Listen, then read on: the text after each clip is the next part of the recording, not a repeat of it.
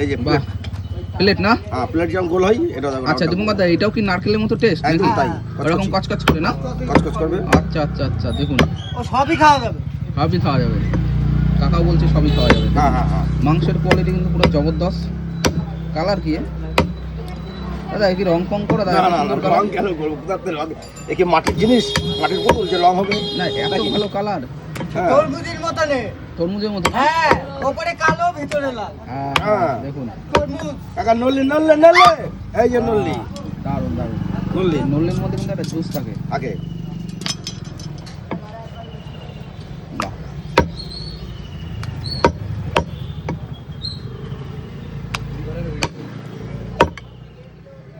দেখুন দীপঙ্কর দা কিন্তু সুন্দর করে কাটিং করছে। কাটিং কিন্তু একদম মেশিন কাটিং।